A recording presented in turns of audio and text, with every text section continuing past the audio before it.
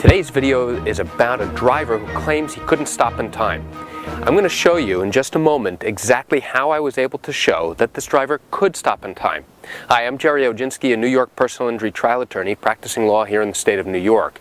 And in today's video, I want to explain to you what happened when a driver who was involved in an accident where the other driver was making a left-hand turn and this one was going straight, claimed, "I couldn't stop in time, so don't blame me for the happening of the accident."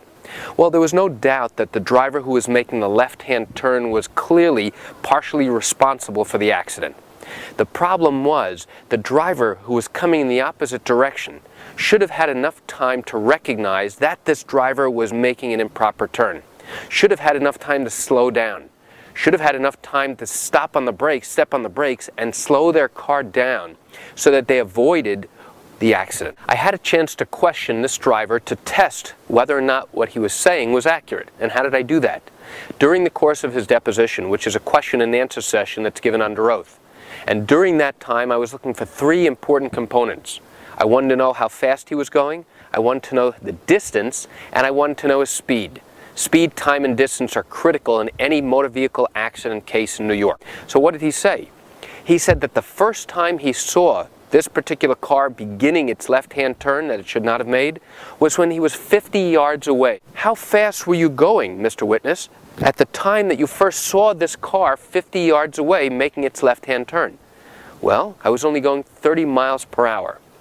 Okay, so if you're going 30 miles an hour, how long then did it take from the time you first saw the car making its left-hand turn until the time of the accident? Few seconds. It was very, very quick. We can plug in each of those three numbers into a mathematical formula to determine whether what he is saying is mathematically correct or is it inconsistent.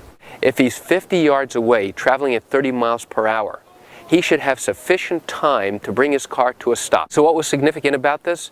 Well, if he's traveling 50 yards in a span of a few seconds, there is no way he could be traveling at 30 miles per hour.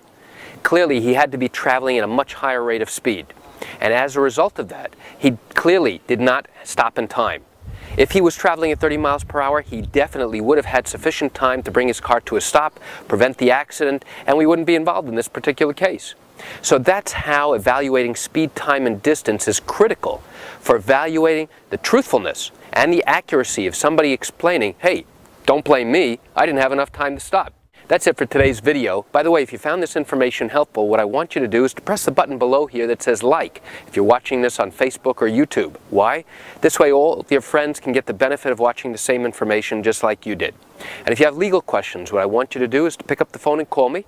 You can reach me at 516-487-8207 or by email at lawmed10@yahoo.com.